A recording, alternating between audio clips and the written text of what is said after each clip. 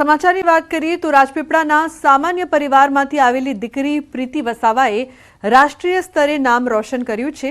જિમ્નાસ્ટિકની રાષ્ટ્રીય સ્તરની સ્પર્ધામાં પ્રીતિએ ગોલ્ડ મેડલ મેળવ્યો છે। પ્રીતિના પિતા મહેશ વસાવા રિક્ષા ચલાવે છે, જ્યારે માતા ઘરમાં નાનકડી દુકાન ચલાવે છે। સામાન્ય પરિવારમાંથી આવતી પ્રીતિએ બીજા ધોરણથી જિમ્નાસ્ટિક શરૂ કર્યું હતું। રાજપીપળાની પુરાણી વ્યાયામ શાળામાં કોચ ગૌરીશંકર દવે અને તેજસ પટેલ પાસેથી તાલીમ મેળવી હતી। પ્રીતિએ ઉત્તરાખંડના દહેરાદૂનમાં આયોજિત 38મી રાષ્ટ્રીય ખેલ સ્પર્ધામાં ભાગ લીધો હતો।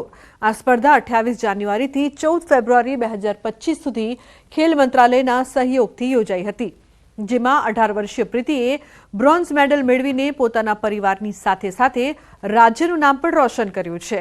પ્રીતિની આ સફળતાને લઈને પ્રીતિનો પરિવાર અને તેના કોચ ખૂબ ગર્વ અનુભવી રહ્યા છે। जिम्नास्टिकમાં હું ટ્રેમ્પોલિન કરું છું અને મેડલ આવ્યા છે, બ્રોન્ઝ મેડલ।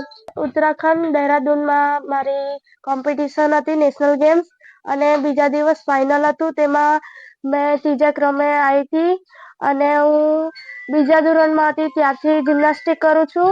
અમે પણ એના માટે બહુ મહેનત કરીએ છીએ કે અમારી છોકરી જિમ્નાસ્ટિક જાય, આગળ વધે, અને હજુ પણ મહેનત કરાવીએ છીએ। અમને બહુ ખુશી છે, બધા બહુ માન સન્માન આપે છે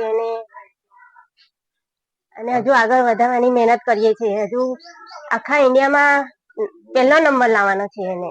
હું કોચ તરીકે ખૂબ ગૌરવ અનુભવું છું અને ઓલિમ્પિકમાં અમારું જે ઈચ્છા છે કે અમે એટલો પુરુષાર્થ કરીશું અને આ સંસ્થાનો અમને એટલો સપોર્ટ છે સરનો ને બધાનો જ, તો અમે 2036 ઓલિમ્પિકમાં એ ભારત દેશ માટે મેડલ લે, ગોલ્ડ મેડલ લે એવી અમારી ઈચ્છા છે।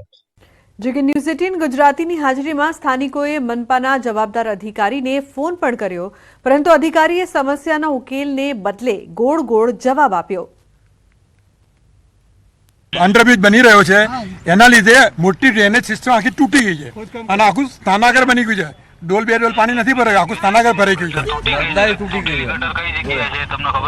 અમને તો પાણી પર અમને ક્યાંથી ખબર? કોર્પોરેશન ખબર ના, અમને ક્યાંથી ખબર હોય?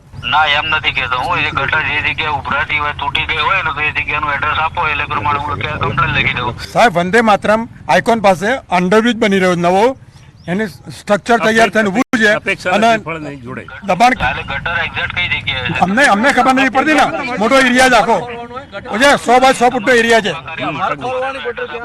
ભાઈ, 100 બાય 100 ફૂટનો એરિયા છે, 100 બાય 100 ફૂટનું પાણી ભર્યું છે ગંદુ। હવે ડ્રેનેજ કઈ તૂટી અમને ક્યાંથી ખબર પડે? હા, અપેક્ષા એવન્યુ, હા, અપેક્ષા એવન્યુ તૂટી ગઈ હોય ને તમારે વોર્ડમાં રૂબરૂ વાત કરવાની આવે છે।